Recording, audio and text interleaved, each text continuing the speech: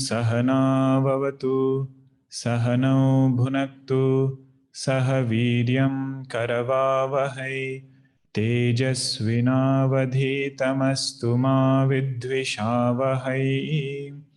Om Shanti Shanti Shanti.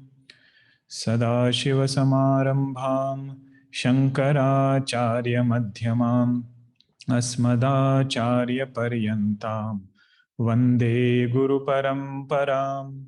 Ramo Rajamani Sada Vijayate Ramam Ramesham Bhaje Ramena Bihata Nishacharachamu Ramaya Tasmai Namaha. Ramannasti parayanam parataram Ramasya dasosmyaham Rame chittalaya sada bhavatu me Bho Rama mamuddhara Samasta jana kalyani Niratam karunamayam Namami chinmayam devam Satgurum brahma vitvaram Satgurum brahma vitvaram. Om Apyayantu Mamangani Vak Pranaschakshushrotramatho Balamindriyani Cha Sarvani Sarvam Brahma Upanishadam Maham Brahma Nirakuryam Ma Brahma Nirakarot Anirakaranamastvanirakaranam me astu Tadatmani nirateya Upanishatsu dharmaha Te mayi santu, te mayi santu. Om Shanti Shanti Shanti. Hari Om. Huh? That doesn't work?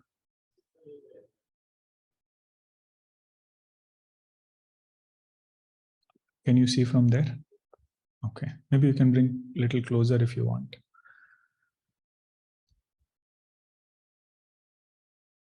Oh, careful.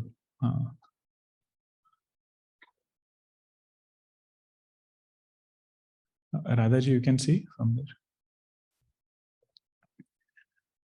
So we had paused at a point where different facets of Aparnaji, you have to sit a little to the right. I can't see with this camera.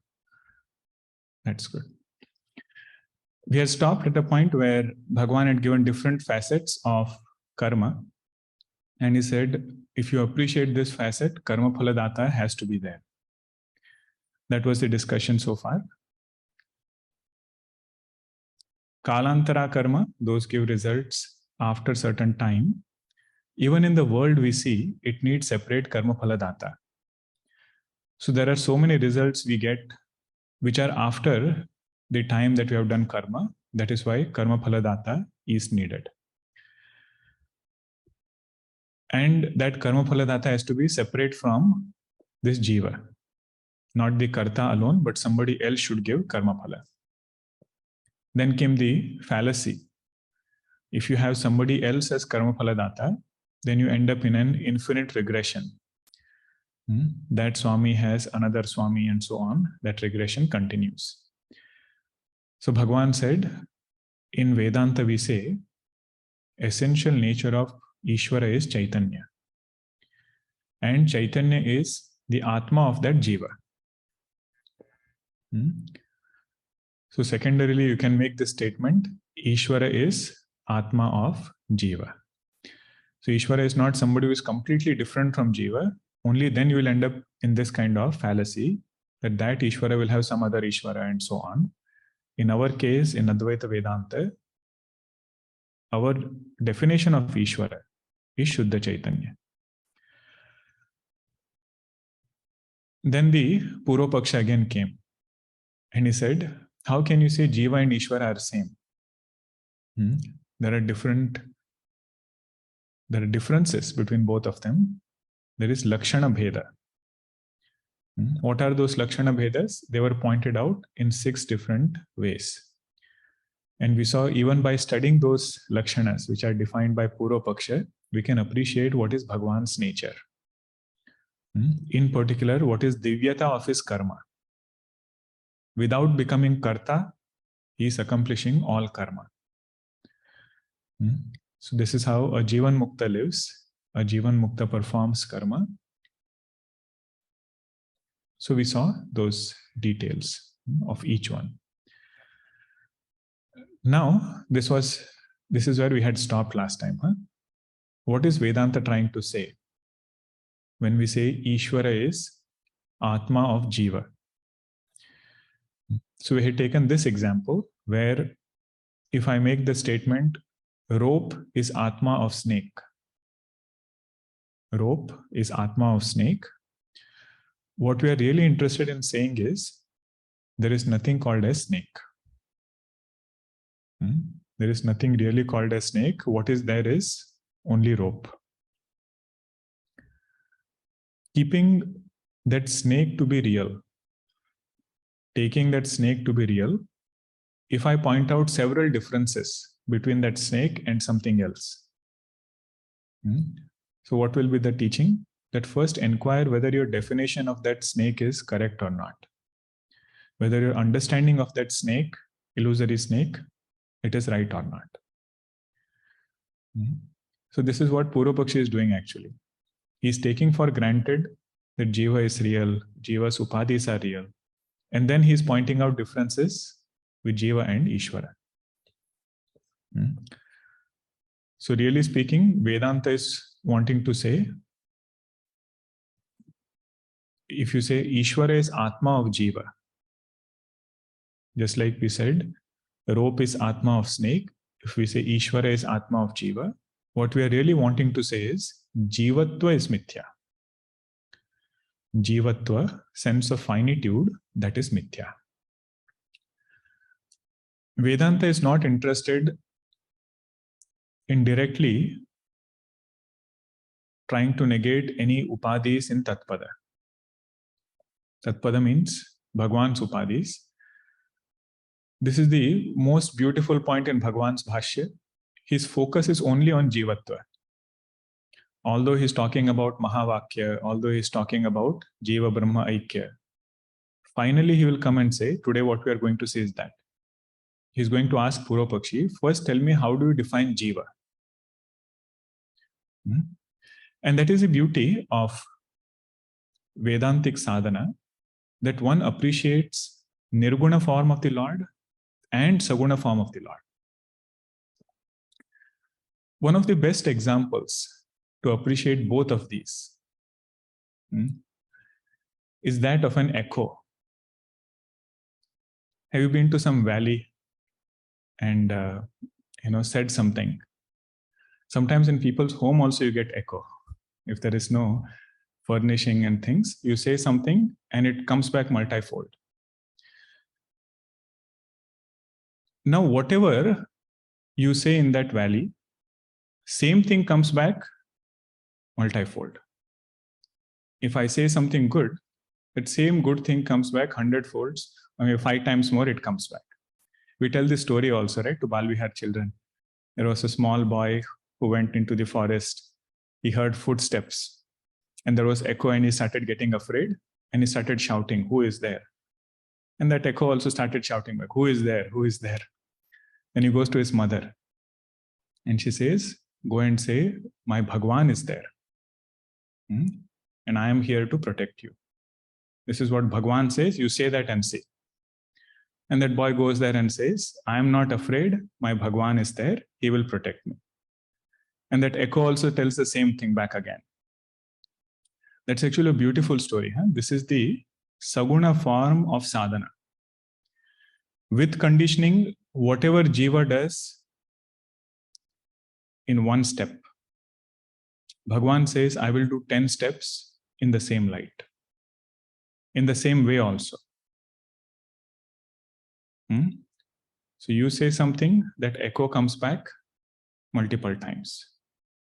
At the same time, if you don't say anything,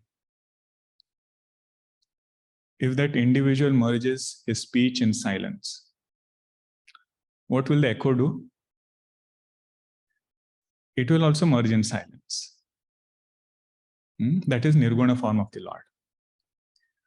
If Jiva lets go of individual upadhi. Lets go means he negates individual upadhi, negates kartrutva. Tatpada Bhagavan says, without kartrutva, I am not karma phaladata. Only from kartrutva standpoint, I take on conditioning of karma phaladata. That is the beauty of appreciating both the facets. By focusing on upadhi, one becomes a bhakta. By focusing on upadhi, one becomes a devotee. By focusing on swarupa,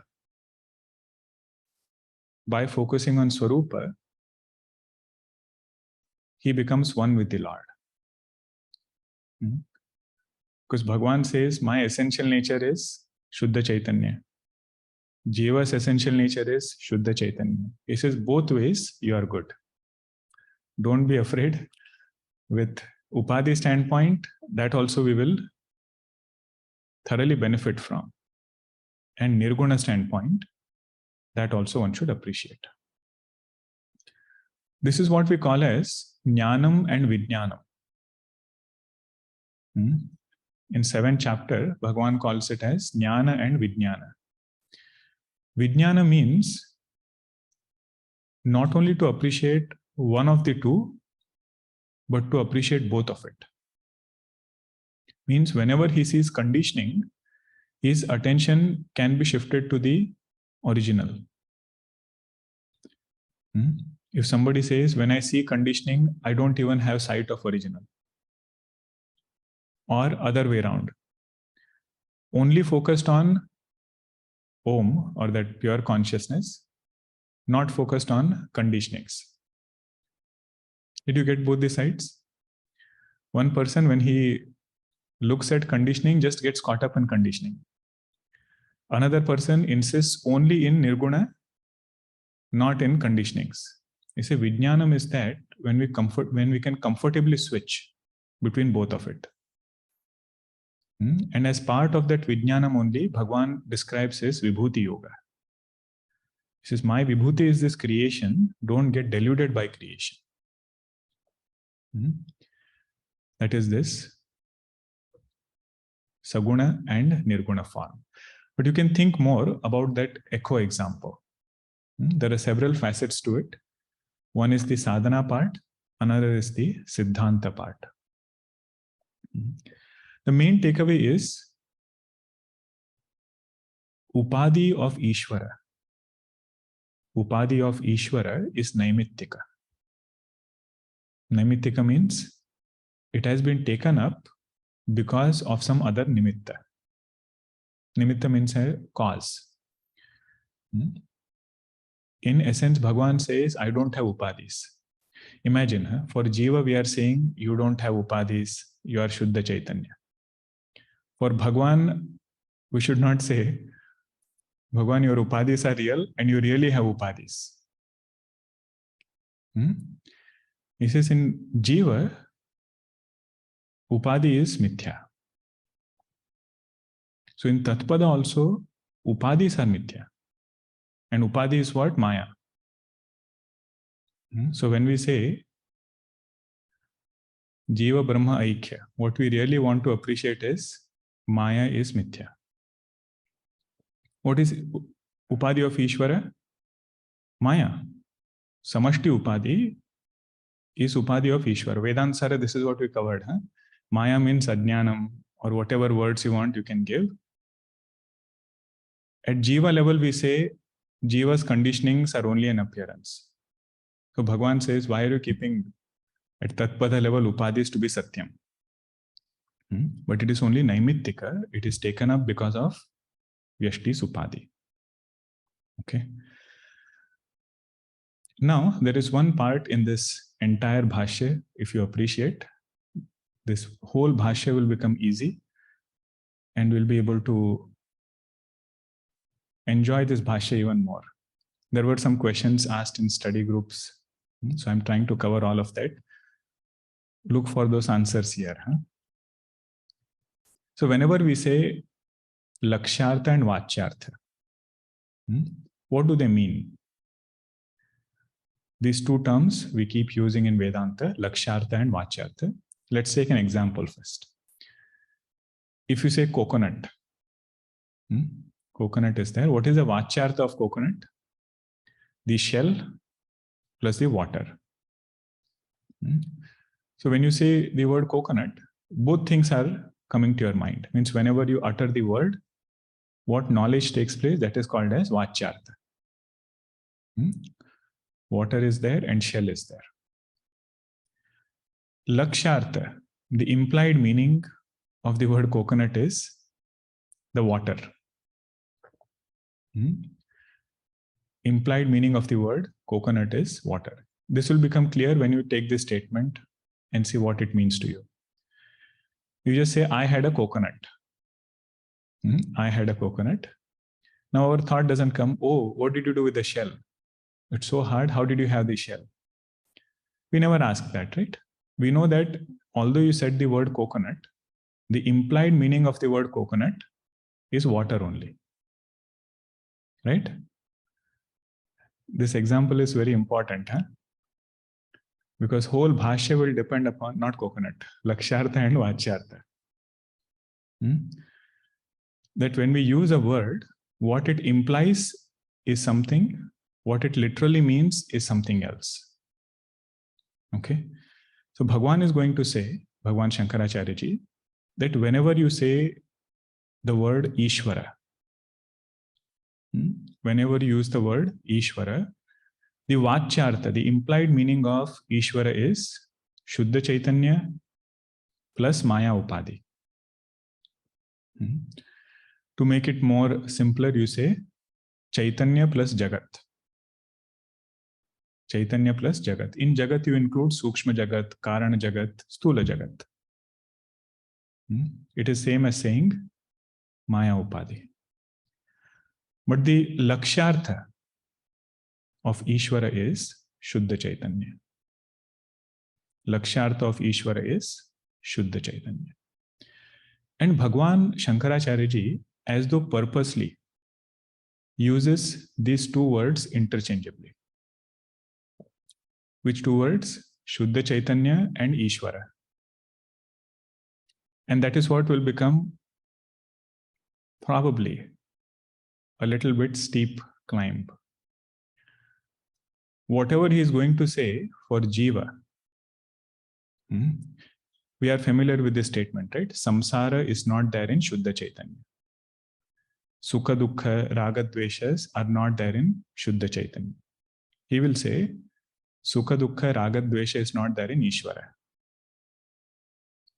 And it is on purpose, because even after studying Vedanta, there can be a subtle thought, there can be a subtle gap that Ishwara is Paroksha. Bhagwan is different from me, he is sitting somewhere. To remove that thought, Bhagwan Shankaracharya ji is using this word Ishwara interchangeably with Shuddha Chaitanya. But we should remember where it is coming from. The Laksyartha of Ishwara is Shuddha Chaitanya. So you can use it interchangeably also. Now, what did Poorva Pakshi say? That you established 6 bhedas. 6 bhedas you established. How can you say Jiva is one with Ishwara? Poorva Paksha's point, he says Jiva has to be different from Ishwara. So he is not somebody who is doubting the presence of Ishwara. For him, all that other logic was given. Na him syatiti and karma logic. Everything was for somebody who doubts the presence of Tatpada or Ishwara. Now this is some sadhaka who knows Ishwara asti. But he says Ishwara is different from Jeeva. So Bhagwan doesn't go into logic first. Bhagwan Shankaracharya ji doesn't enter into logic because he knows that he is an astika. He says, you are an astika, you are a Vaidika. You follow Vedas. Let us first look at what Vedas are saying. That is his way of presenting a topic. Bhagwan Shankaracharya ji. First he says, let us look at Upanishad mantras. Later on we'll go to logic. 102 in your Gita press book. Kasmat Anyah asau Anyah aham Asmi iti nasa veda te kshaya loka bhavanti mrutyo samrutyum apnoti iti bheda drushtihi hi apodyate ekatva pratipadinyascha shrutayah sahasrashah vidyante. Bhagwan is quoting the relevant Upanishad mantras. Anyah asau, anyah aham. The one who thinks Ishvara is different, I am different, that person doesn't know. Anyah asau, anyah aham asmi iti nasa veda. Now that is a wake-up call for that sadhaka. He says, I have so much of Shraddha in Bhagwan, and Vedas are the breath of Bhagwan. So I should put forth effort to tune my understanding with what Bhagwan wants me to tune with. So this is one wake-up call for that sadhaka. Appreciate both facets, Saguna also and Nirguna also. The one who sees difference between Jeeva and Ishwara, what are the things that are pointed out in Upanishad mantras? He says that person does not know the truth. Second is, te kshaya loka bhavanti. Means they go to, or they remain in samsara. Kshaya loka means that. And again, we should keep remembering when it is said Jeeva Ishwara Bheda is not there. What it really means is Jivatva is mithya. If one stays in ahankara, stays as a jiva, te kshaya lokaha bhavanti. One cannot let go of jivatva and hold on to bheda.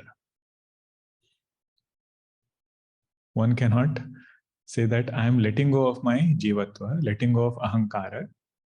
At the same time, I want to establish difference between Jeeva and Ishwara. This point Bhagwan is going to say next. He says holding on to Bheda means holding on to Jivatva. It has nothing to do with devotion. Nothing to do with devotion. This Bheda, what we are trying to really remove this Bheda, what it is pointing out at is to remove Jivatva. Okay. Third quotation is Mrityo samrutyum apnoti. Mrityo samrutyum apnoti means he goes from one samsara to another samsara. Or in other words, if this knowledge does not take place, then in human body, he has this thought that I am going to perish. That is this mrityu. Now, without getting this knowledge, without getting knowledge about pure consciousness, Jiva Ishwara Aikya, drops this physical body, goes into another Sharira. What will be the thought over there? I am going to perish in that Sharira. He said, from where to where did you go? From Mrityu to Mrityu. This is the main, one of the last final teaching of Shukdev ji Maharaj to Parikshit ji in Bhagavatam. Tvam tu rajan marishyeti Pashu buddhim imam jahi. He says, I am going to perish. This thought is there in all other creatures also. If one has gotten a human birth, the purpose of that human birth is to remove this idea. To abide in that Chaitanya and know that one never perishes. Bhagavatam is a beautiful text. Every chapter you will find same echoes of Vedantic ideas there. Maharaji would say there is no chapter in Srimad Bhagavatam which does not do Pratipadanam of Advaita Vedanta. Every chapter, it's up to us to look where it is and appreciate the both sides. Dashamasya Vishuddhyartham Navanam Iha Lakshanam. For taking Ashraya in the Lord, 9 cantos were described. Having done that, 11th and 12th canto is Mukti Skanda. And Mukti is through this Jnanam. Mrityu Samrityum Apnoti. He says these are the 3 Upanishad mantras which say that there is no bheda between Jeeva and Ishwara. So see how apt quotations is bringing. Vaidika will suddenly, he will wake up and start tuning his mind with what Upanishads are saying. Iti bheda drushti apodyate. Upanishads themselves, they are removing this bheda drushti. Ekatva pratipadinyascha shrutayah sahasrashah vidyante. He says, I have not studied Upanishad. He says, you have studied other Smriti Granthas, right? Bhagavad Gita, whatever other Smriti Granthas. They also establish the same thing. And within Upanishads, there are several statements like this, which are establishing Jiva Brahma Aikya. Okay. Now, what Bhagwan is going to say is, to keep a check on the time. There is one technical definition of Jiva. Jiva, if you directly want to translate, you say, whatever I define myself, that is the indicator of Jivatva. Whatever we put after the word I am, no matter which title it is, I am, whatever you put after that, that whole statement becomes Lakshana of a Jiva. Think about it. The moment we say, I am a person, I am a man, I am a woman. As far as Vedanta is concerned, you say, I'm not able to understand. Or whatever Vedanta is saying, fully I have understood. Means I am well versed in Vedanta. I am not well versed in Vedanta or any topic. So whatever we are adding after that I am, that is only with respect to some conditioning. So this is how Jiva is defined. Now that Jiva could be any other thing also. Plant is also Jiva. Animal is also Jiva. So in Drigdrishya Viveka, there were 3 or 5 facets pointed out of a Vyavaharika Jeeva. Means for transaction, what are the facets which are important in a Jiva? So first one is pure consciousness. Sakshi is there. Second is conditioning. In that conditioning, what do we have? Gross body, subtle body, and causal body. Now, the moment conditioning is there will be reflection of consciousness in that conditioning. This was the verse from Drigdrishya Viveka. Sakshinah purato bhati means there is Sakshi. There is Linga, means subtle body. Lingam dehena sanyutam, gross body. We should also add causal body. Chititchaya samaveshat. Chititchaya means reflection of consciousness. Jiva syat vyavaharika. This is called as Vyavaharika Jeeva. Now, if you remove one facet, it will not become Vyavaharik Jeeva. If you remove gross body, that will become Bhuta Pisache Nikata Nahi Aave. Right? Jiva minus gross body is what? Bhuta Pisache. Today is that verse in Sandramon, Hanuman Chalisa. Gross body, subtle body, and causal body. If you remove one facet, you cannot remove causal body. Why? Because gross and subtle depend upon causal. You cannot remove subtle body and keep gross body. Just for thinking purpose, all 5 facets are needed for Vyavaharika, transactional Jeeva. And this is a very good definition to keep in mind.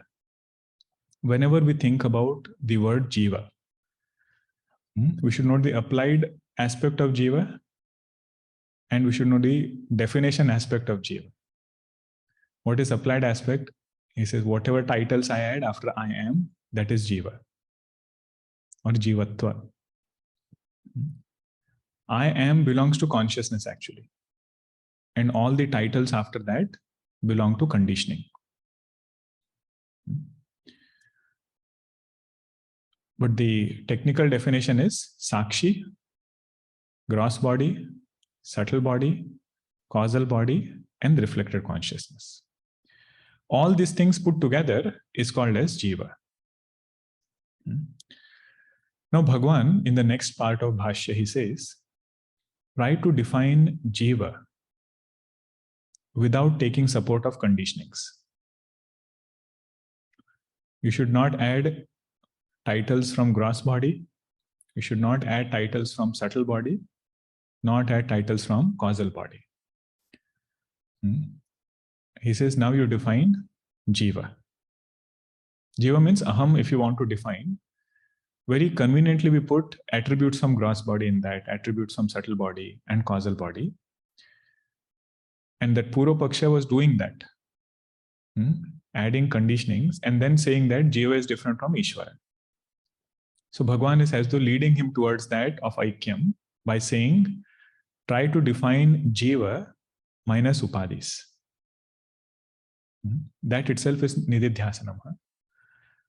That itself is one part of Nididhyasanam. We see what he says. Yaduktam jnanadi lakshana bhedat iti atra uchyate na anabhyupagamat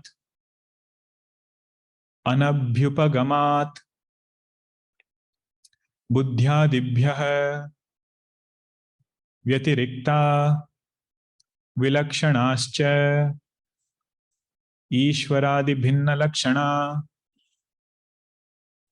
atmanah na santi eka eva ishwarascha atma sarvabhutanam nityamuktah abhyupagamyate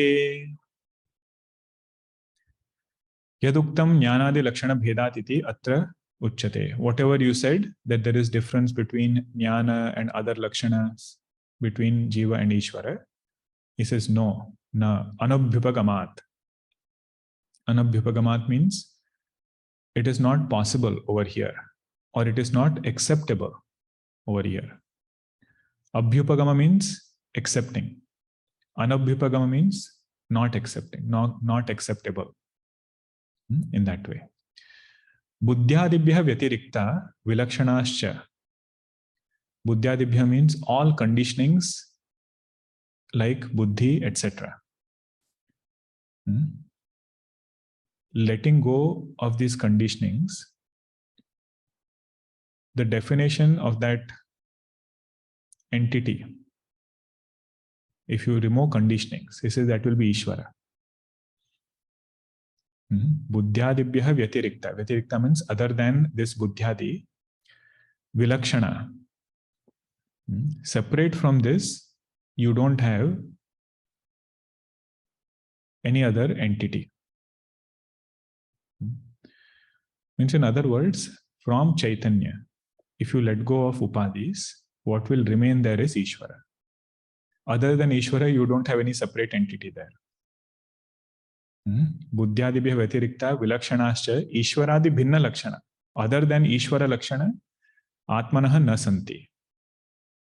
There is no other entity present there other than Ishwara if you remove Upadis. Means remove titles in Aham, what we will discover is Bhagavan. Remove titles in Aham, what we will discover is Bhagavan. Ishwaradi bhinna lakshana atmanah na santi ekah eva ishwarascha atma sarvabhutana nityamuktaha abhyupakamyate. That Ishvara alone is present in as the Atma of all Jivas. Now you see, the word Chaitanya and Ishvara is used interchangeably. What do we say generally? Chaitanya is the Atma of Jiva. Consciousness is the Atma of Jiva. Here it is said, Ishwarascha sarvabhutanam Atma. And once if you appreciate this, whole Bhashya will become very simple and a joy to reflect upon. That Ishvara's essential nature is Chaitanya, and he alone is the witness of thoughts.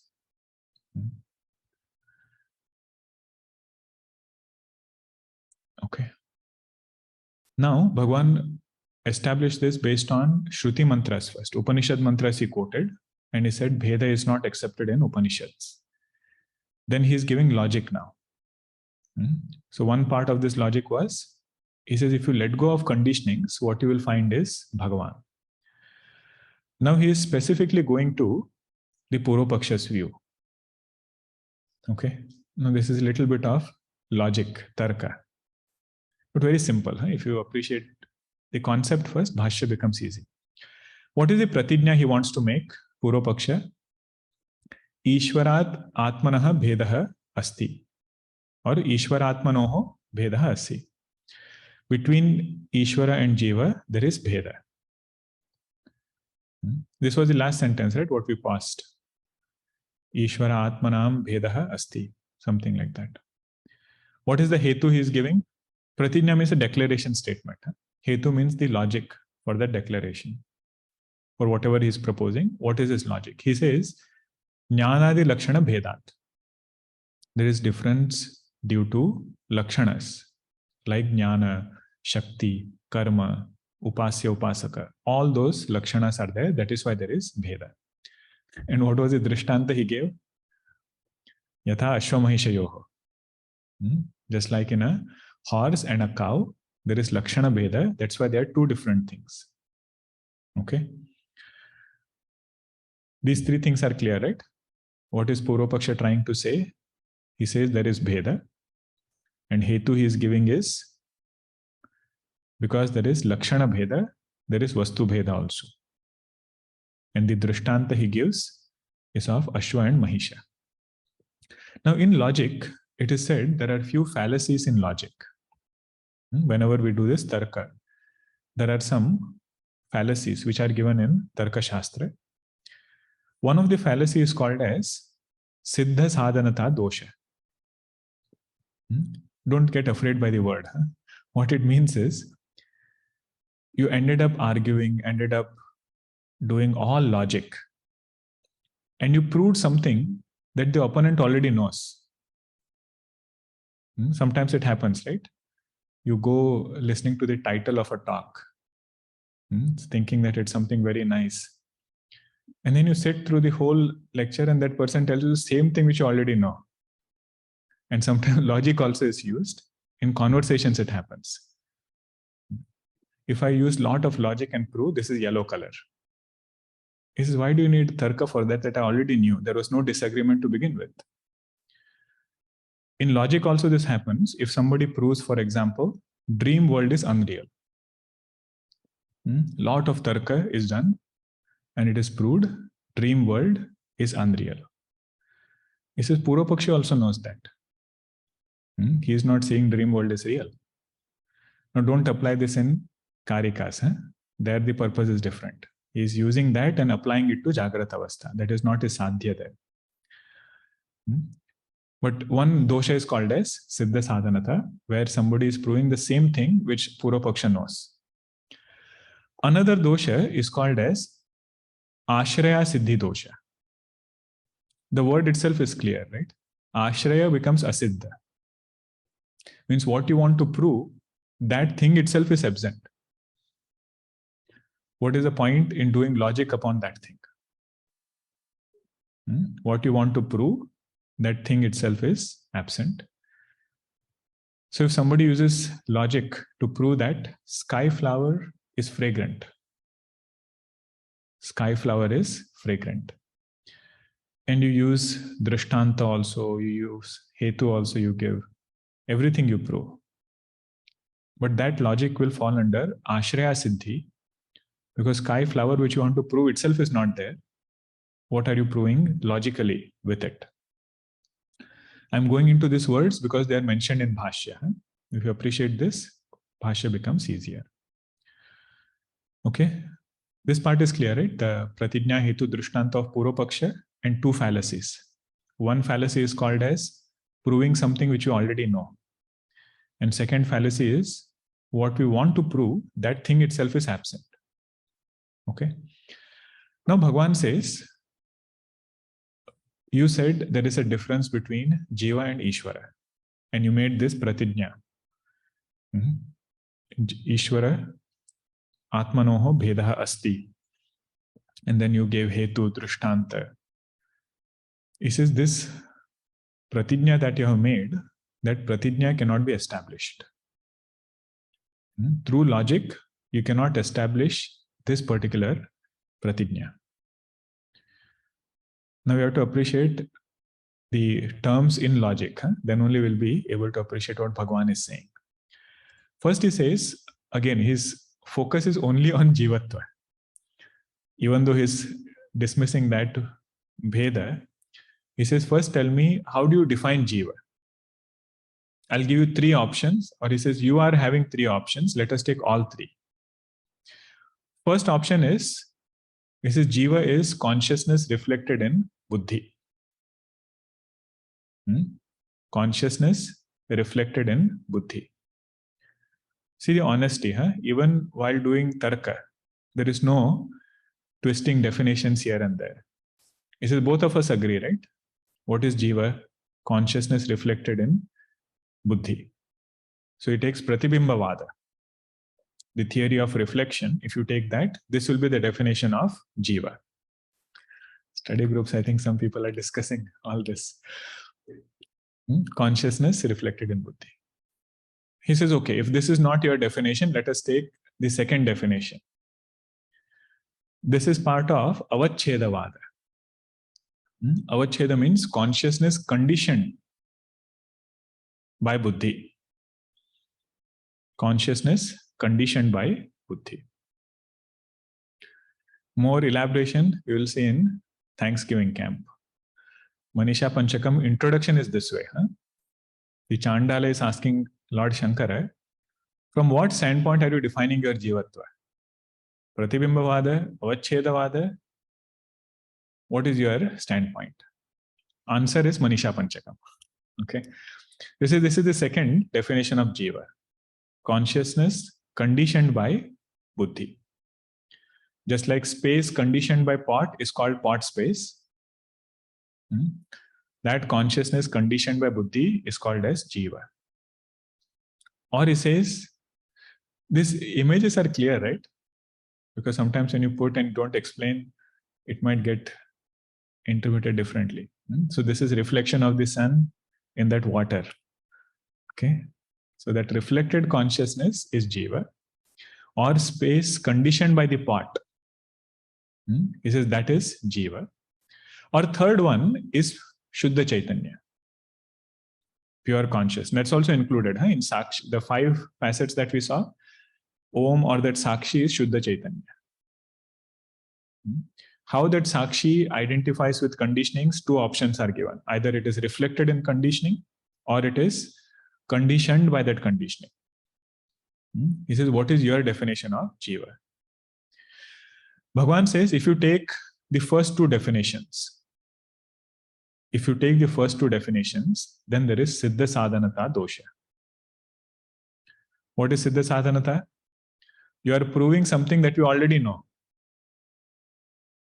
He says, you already know that if you have identified with this reflection, then that Jiva is samsari. The water goes up and down, reflection goes up and down. When the Jiva goes through samsara, whatever is the nature of mind, he says that is his nature. And that is samsara. And from that standpoint, You say there is bheda. But you also know that this jivatva is not absolute. Right? Jivatva is not absolute. He says, this point, do you agree or not? Now you see, where did he start his discussion on establishing bheda between Jeeva and Ishwara? Where did Bhagwan bring him to? He says, what is your standpoint about Jivatva? So if he has to accept bheda, his statement should be Jivatva is real. His statement should be Jivatva is real. Means I am this Sukhi Dukhi Ahankara. I am this person and I love this identity. Bhagwan brings him to that point, Jivatva. And he says, look at the second one, that is also the same. The moment somebody is identified with conditionings, conditioned by conditionings, from that standpoint, we also accept that Jiva is samsari. Now he says, you go to the next one. If you take definition of Jiva as Shuddha Chaitanya, definition of Jiva as Shuddha Chaitanya, he says you will have Ashraya Siddhi Dosha. What is Ashraya Siddhi? The Lakshanas on the strength of which he wanted to establish the difference. That Lakshana itself is not available. The Upadhis, conditionings with which he wanted to establish Bheda, that Bheda itself is, or Lakshana itself is not available, Upadhi itself is not available. He says you will end up in Ashraya Siddhi Dosha. Now these are just technical ways of looking at his Tarka Rachana. Tarka Rachana means how he is building his logic. Just as we build our conversations, right? We make one statement, convince that other person, give a reason. With kids also we do this. Tarka Rachana only we do.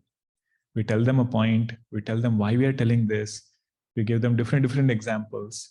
Same way here also. Jeeva Ishwara Bheda, Pratijna was made, Hetu and Drishtanta. He says your argument will have these fallacies. Tasmat Jeeva Ishwara Bhedaha na Angikuryat. One cannot accept the Bheda between Jeeva and Ishwara. If this part is clear, then Bhashya is elaboration on that. Now this is a very important Bhashya. Every word is beautiful.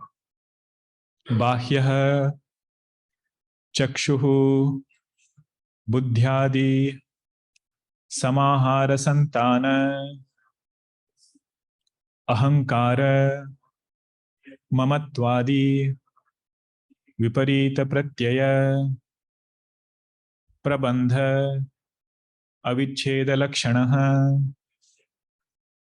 Nitya Shuddha Buddha Mukta Swarupa Vijnana Atma Ishwara Garbha Nitya Vijnana Avabhasaha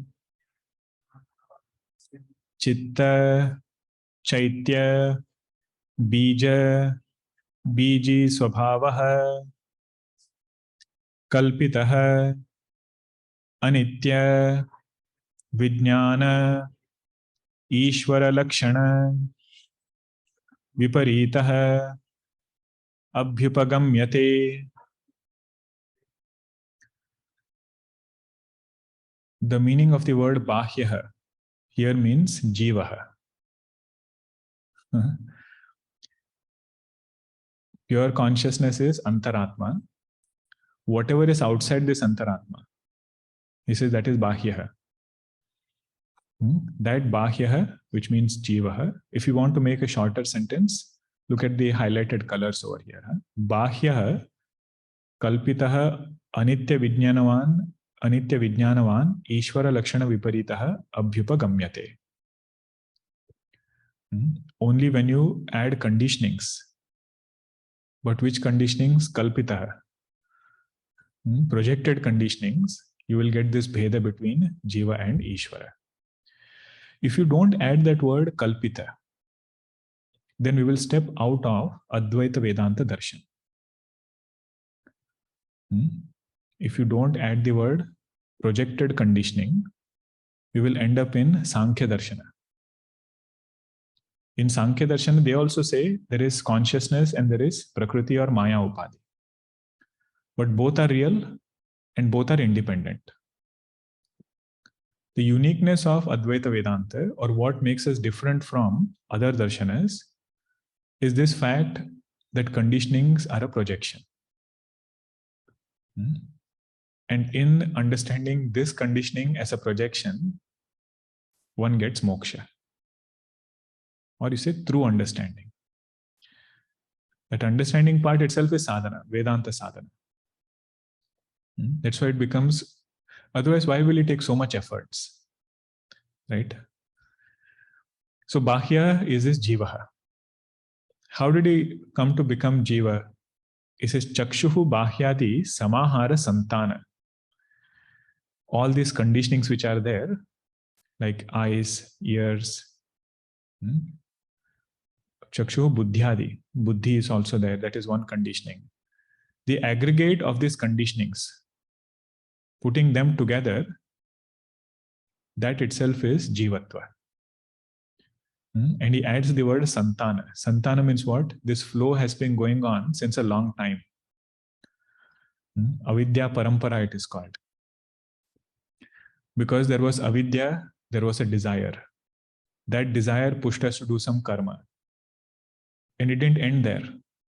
That karma again left vasanas. It left impressions, which pushed us into more karma. So we don't know what is leading to what. Is my karma leading to vasana or vasana leading to karma? He said, don't inquire into that. Just come out of it saying you are not a jiva. First part is mellowing down vasanas, but real solution is to know that I am not this finite jiva. I don't need anything to be complete. True test of avidya bhanga is that this person is not seeking contentment in the world outside. Buddhyadi samahara santana. Ahankara mamatwadi. And in this samahara which is there, this jiva has a very funny idea. What is funny about it? He says ahankara and mamatwadi viparita pratyaya. On one hand, he calls it as mine, and on another hand, he calls it as I. This is the viparita pratyaya. One hand he says, my body, but he says, I am tall.